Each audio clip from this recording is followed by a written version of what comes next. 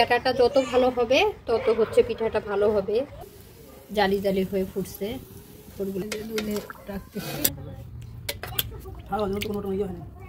খুবই সুন্দর হয়েছে। ভালো হয়েছে। আম্মু চলে গেছে না দেখবে না, রেসিপি ভালো করে দেবো, রান্না ভালো দেবো, খাওয়া দাওয়া ভালো দেখাবো। কি করবার লাগছেন? এই যে শীতল পিঠা বানাইতেছি। শীতল পিঠা? হ্যাঁ। এটা কি রাখেন? পানি? আমি পানি হলো ঢালতেছি, আটা নেব, নিয়ে গুলাবো। ও পানি এটা কি গরম করছেন? হ্যাঁ, হালকা কুসুম কুসুম গরম করছি। আর এখানে আটা, শুকনা চাউলের আটা, আর ওখানে হলো ময়দা না? হ্যাঁ।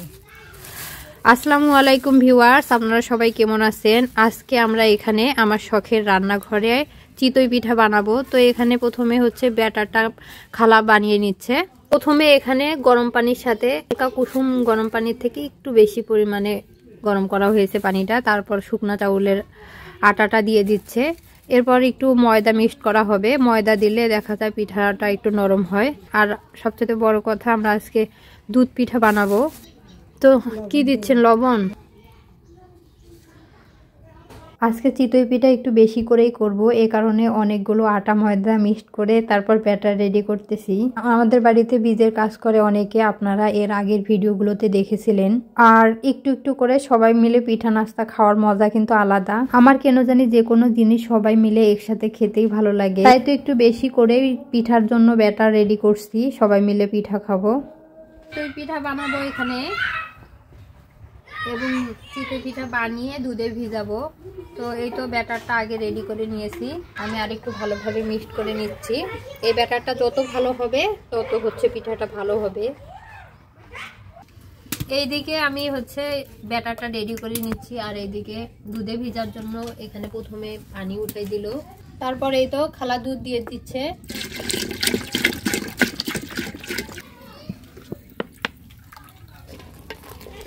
দুধটা বলক চলে আসছে। এখন এখানে চিনি দিব, তেজপাতা, তারপর সাদা ফলগুলা, সাদা এলাচগুলো দিব। প্রথমে চিনিটাই দিয়ে দিচ্ছি।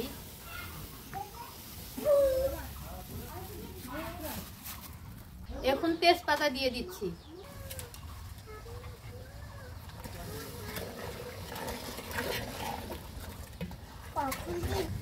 এরপর এই যে সাদা ফল আর দুইটা ডালচিনির সাথে দিচ্ছি। সামান্য পরিমাণ লবণ দিয়ে দিচ্ছি।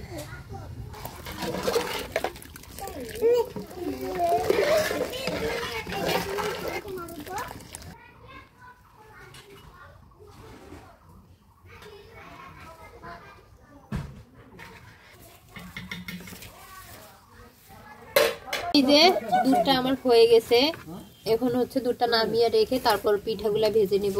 ভেজে ভেজে তারপর এই দুধে ফালাবো। তো দুধটা নামিয়ে নিচ্ছি। এরপরে এই তো এই মাটির ইয়াটাতে পিঠা ভাজবো।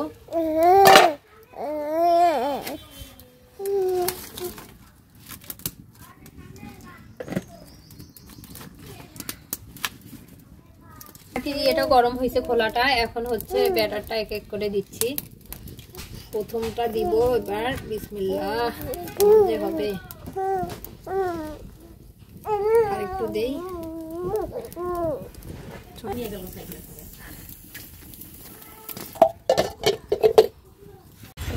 এই যে পিঠা হয়ে গেছে। এখন দেখি এরপর দুধে দিয়ে দিচ্ছি।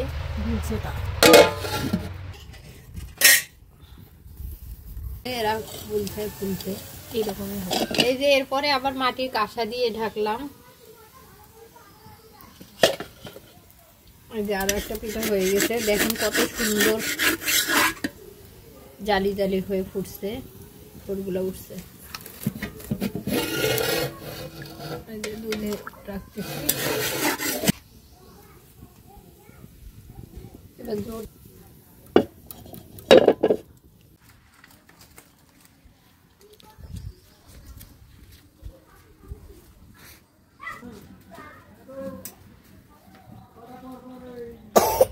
পিঠা ভাজতে ভাজতে আজকে সারাটা দিন চলে গেছে। এখন খাওয়ার পালা।